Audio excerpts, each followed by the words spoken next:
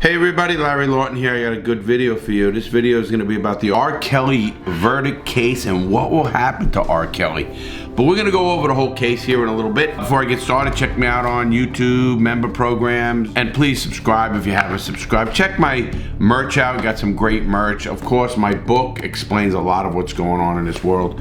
Believe me, it's a pretty good tale of survival and how a person can change. Let me give you a little bit of the R. Kelly case. I really dove into the case to really see what's going on. Some of the stuff this R. Kelly did was kind of sick. But the charges are different, so I'm gonna go over that. A lot of people think he got charged with sex with an underage person and stuff. No, he didn't. He actually got charged and convicted in New York under the on a case called the sex trafficking. The sex trafficking and racketeering. And a lot of people go, what do you mean racketeering? Isn't racketeering for the mob? Well, racketeering, the government uses racketeering in their own way. And the reason they'll use racketeering is they can get around the statute of limitations a lot of ways. Also, they can bring other people into the case. So if R. Kelly tells somebody, one of his crew, to do something, whether it's shoot someone, intimidate a witness, do something, he can get charged for that crime as well. It's the RICO. It's racketeering, influence, corruption, and organization. And it's an act, and it really was targeted. It came out a lot longer than people think. It came out in 1970, 71, something like that. And it was a big influence on how the government used it. I don't like the way the government uses it. I think they kind of use it to their advantage on cases they don't need to. Maybe mine, yes, but others, no. So I kind of don't like that part of it. But it is what it is, and he got convicted. And that's actually where he's going to get a lot of time. He's going to get, in my opinion, he's going to get every bit of 20 years. And I'm pretty right. If you remember the Chauvin case, he got 22 and a half years. I call that one on the number. I'm calling this one over 20. Over 20. Maybe 20 but over. When it gets time to sentence, he's not going to get sentenced until May 4th. So it's going to be a while before he gets sentenced. And they have to do that because he has other cases pending. They'd like to clean him up. He has a case pending in Chicago. I think in one in Minnesota as well. And I don't know if he's even go to trial on those cases. He might take a plea now and what they call lump them or Rule 20 him into one case. They can do that, and that's in the federal system. Now, what on this one, he was convicted of 8 counts of sex trafficking. Now, they have a thing called the Mann Act.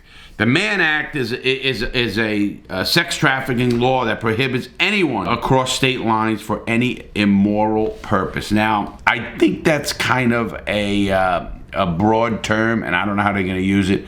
Matt Gaetz is a congressman here in Florida, and he is probably facing the same thing, or that was the allegations that he took a young person across the state lines and for a moral purpose. I don't know about that. If it's a juvenile, listen to me. When we're dealing with kids, I have that hard line. I think, you want to, listen, I don't give a fuck what you do with your wife, your girlfriend, you're this, and you're all 25 years old or 22 years old, 21, or even 18 years old, as long as you're not juveniles. And again, I am not talking about a 22, 24-year-old kid with a 17 or a year-old girl and it's something of that nature. I'm talking about doing this as a kind of a control or a sex or power trip, and that's what more of it is.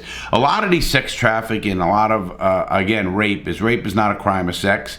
I couldn't even get an erection to rape someone, neither can most of you people, because it's not in you. We're not talking rape, we're talking control. One of these girls, a video that he got convicted on, which really made me fucking disgusted, was he took a video of a girl because she broke one of his rules called the Rob rules. His name was Robert Kelly, but R. Kelly, and Rob's rules, and he made her smear feces on her face, shit on her face. He took a video of that. How sick is that? I mean, that's kind of fucking out there fucking shit. R. Kelly had a sick fucking perversion. I'm gonna go over R. Kelly's whole timeline. It's kind of weird. In 1994, he marries, at 27 years old, he marries a 15-year-old girl, Aliyah, who ends up dying in a plane crash in 2001. And it's a shame because this girl was part of it. She lied on a government form saying she was 18. Now, did he know it?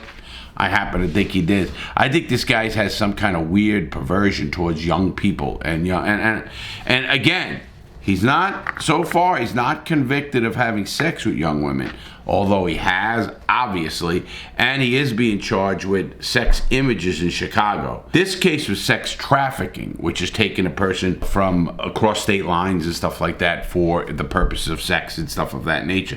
In 1996, he was sued by a woman for emotional for $10 million. The woman settled for $250,000.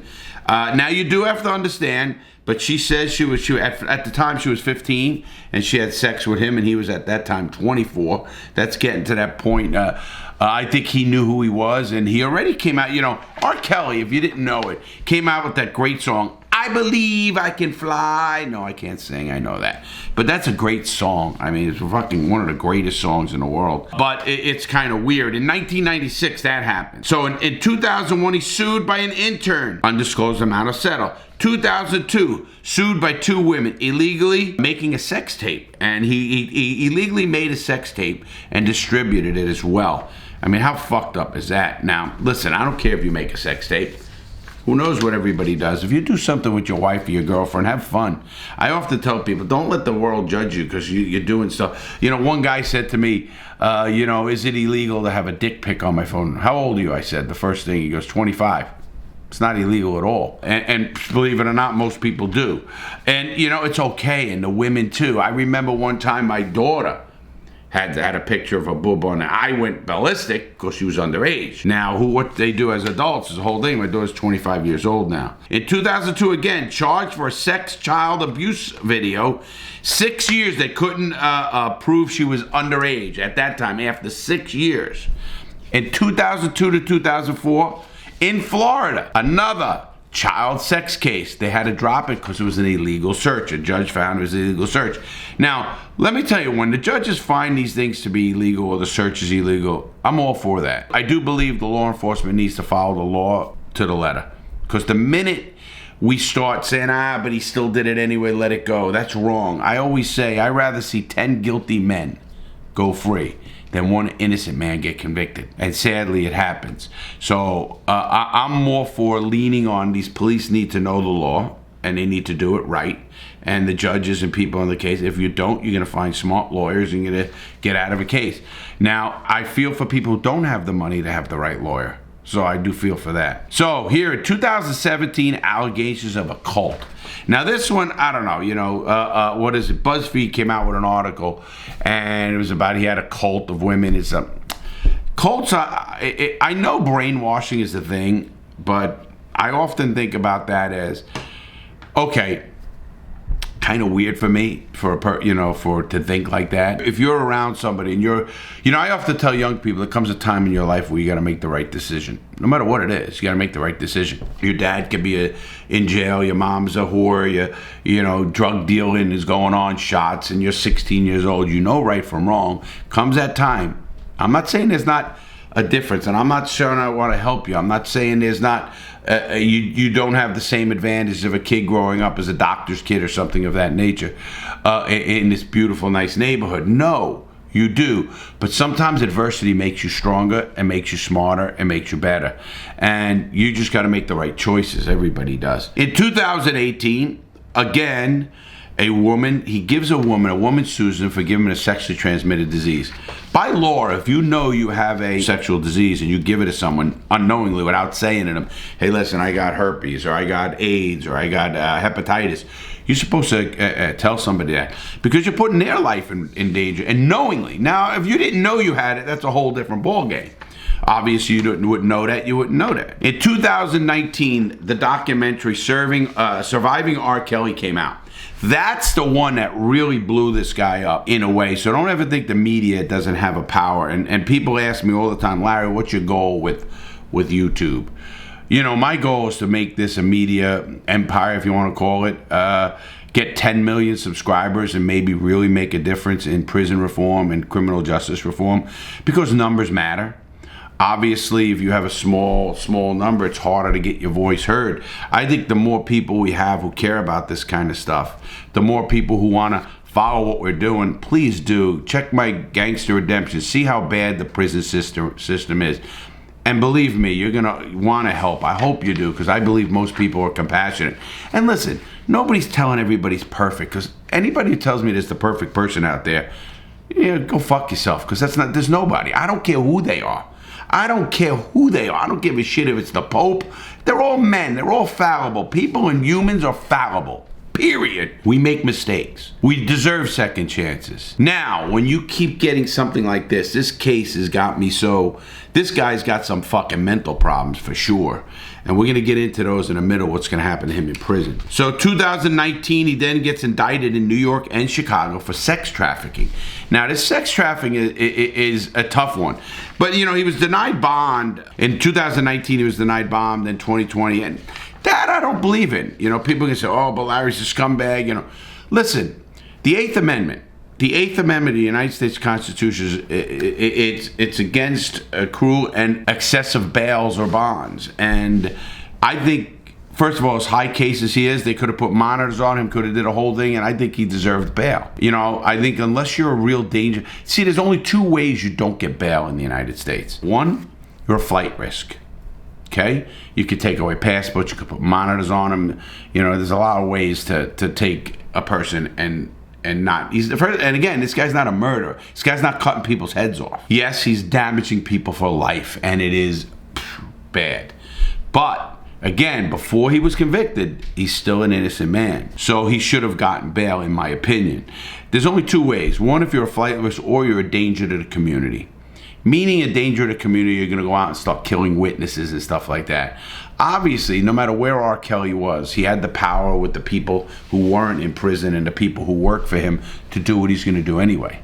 Now, I just think the government is too arbitrarily, everybody's a danger to the community, everybody's a flight risk, and I think judges should start seeing through that a little bit.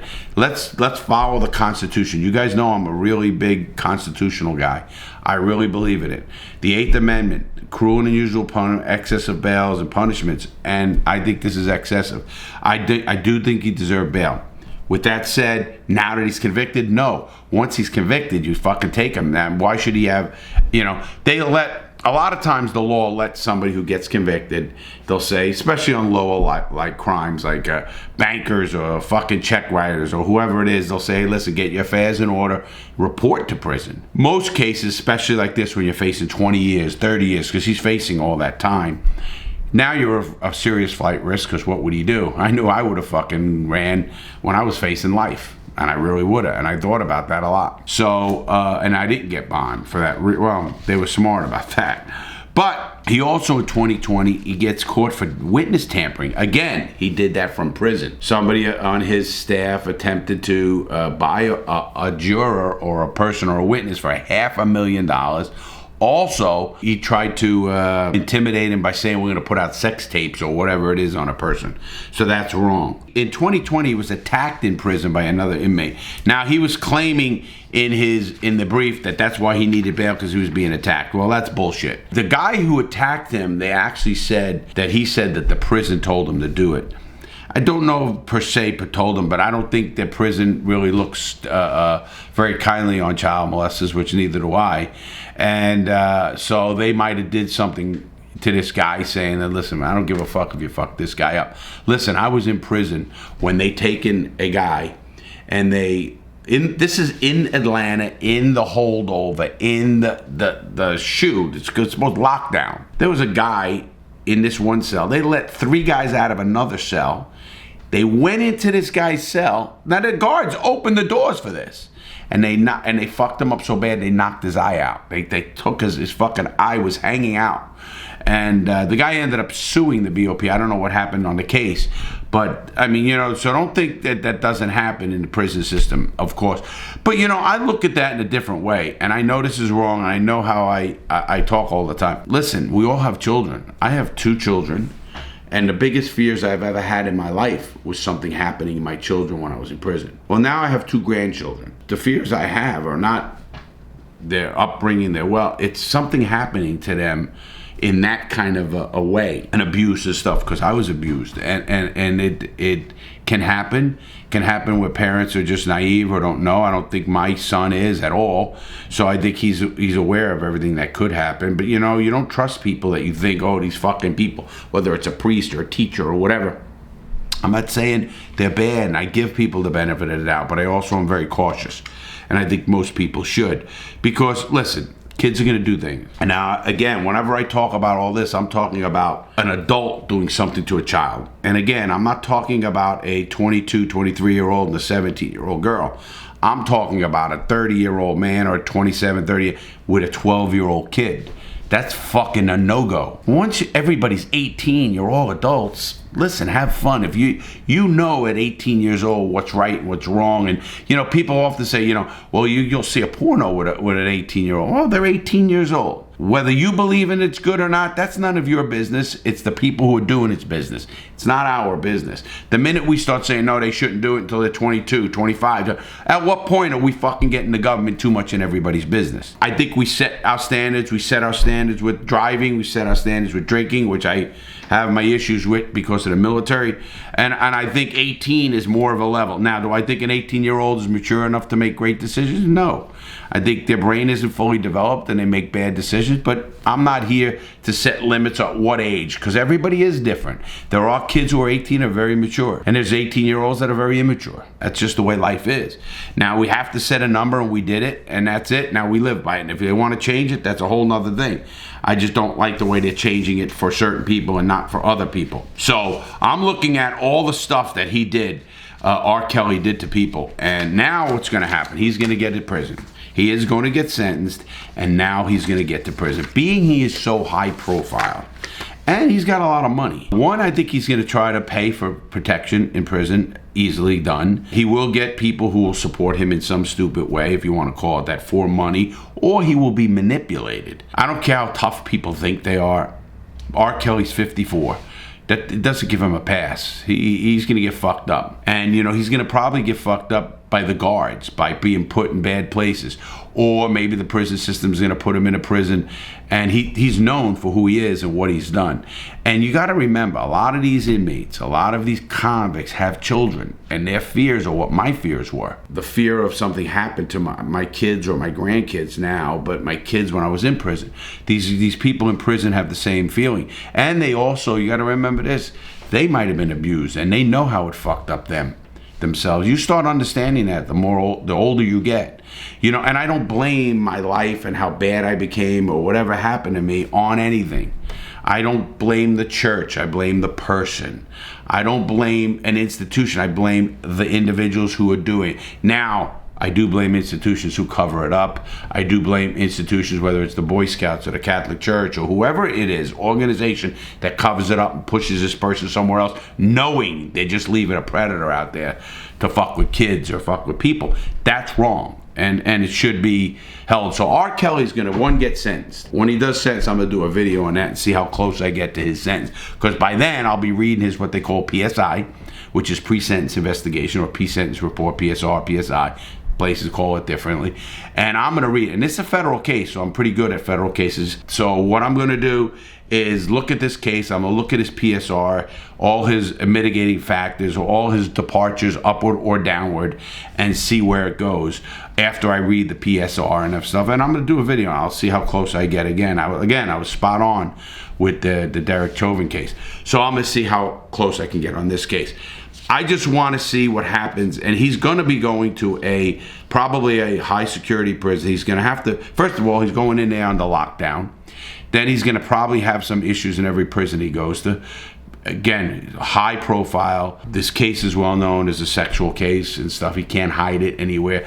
In prisons, they don't even let you bring your paperwork in, so you could try to hide that he's a child molester or he's a snitch. In this case, you can't do that. But I do think he will get somewhat protection from some people or groups or gangs because he's got money. And he's going to pay for that. But he's still going to run into the people that don't like him. He's going to run into the people that, you know, want to make a name for themselves by fucking up RKelly in prison. And that's just going to happen. And he's not going to get much protection from the guards because they also have kids and they also understand what's going on in the world. So I think that's what's going to happen. So whatever happens to him, say like fucking V. it's going to happen. And I know it's hard on my heart because I always believe in second chances. These are the hard ones for me, and I want to apologize for people out there who think I'm a little rough on that, but that's just the way I am. So anyway, have a great day, everybody. I hope you learned a little bit about this case. Please comment below. You know I answer after every video. I think it's great. Have a great day. Thank you for all the birthday wishes. Thank you for everything that's come my way. I really appreciate you guys. I really do. Thanks for subscribing. Thanks for passing the word. You guys are the greatest fans, the greatest people in the world, because you guys are engaged. We are engaged, and I love to be engaged with you guys. Have a great day, everyone. Please make good choices. Have a great day, everybody. Stay strong.